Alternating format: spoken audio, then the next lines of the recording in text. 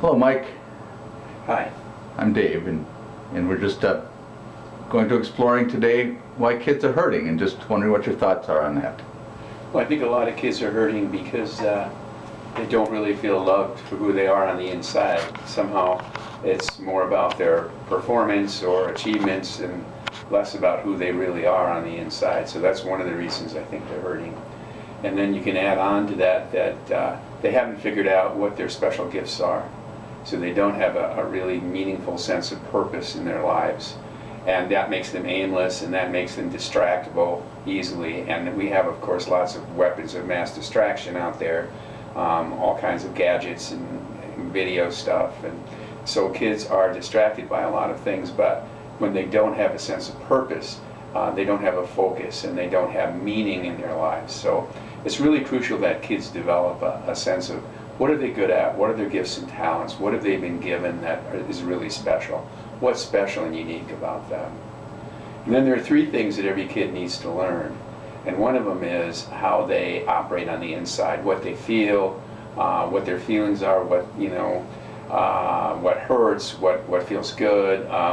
Internal awareness, really understanding themselves. Because if they don't understand themselves, it's going to be very hard for them to understand other people. So they need to sort of get a sense of who they are on the inside. The other thing they need to learn how to do is understand how the world works.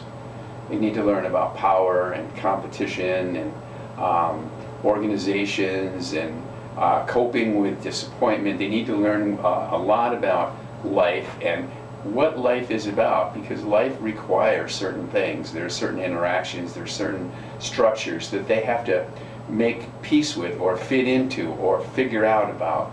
So there's an understanding about the world, about technology, about bosses, about change.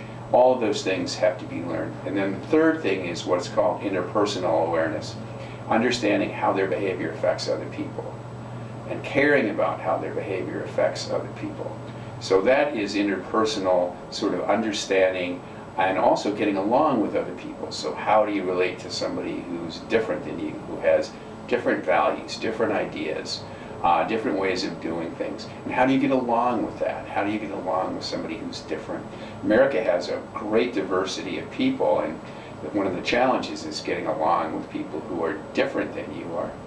And once those three things are learned, and it's a continuous process of learning those things, there has to be an integration. And the integration is, okay, given my gifts and talents, given that I understand how the world works and how I work and how to relate to other people, what am I going to do to share my gifts and talents with the world? And also, what am I going to do to support myself financially, physically? Because I do have to do both. I do have to make my way in the world, find ways to support myself, and find meaning and purpose in what I do. If I care about and love what I do, and I can interact well with other people, then I have hope, and then I am positive. The issues that a lot of kids have these days is the drug issues, the violence issues, the eating disorder issues. All of them have to do with a lack of feeling a center in the self, and also the idea that I can fit into the world in some meaningful way and make some kind of difference. And it's hard to make a difference if you haven't gotten those 4 or 5 other things that I mentioned. And what we need is adults who are willing to step in and help kids learn all these things. First of all, they have to be loved, and unconditionally loved. That means you can love them even if their behavior is not appropriate. And you say something like, your behavior is not okay, but I still love you, and make that distinction.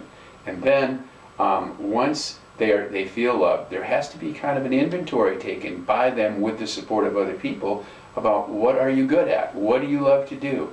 Now, not everybody gets a chance to earn a living at what they love to do, but you can earn a living somehow and still do some of the time what you love to do.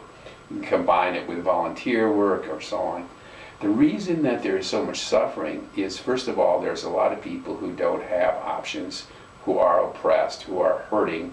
The culture does not necessarily value the feeding of every child, the ensuring health-wise of every child. We have to get to a point of really getting the basics met. Abraham Maslow was my first psychology teacher when I was 19 years old, and he said if you don't get the basic things met, it's going to be very hard to reach belonging and your fullest potential. So the basic things have to be met, and that's food, shelter, safety.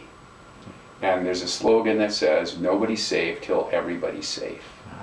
So we have to really do something to create safety for everybody. And we have to care about each individual kid and see that that kid knows that in some kind of meaningful way.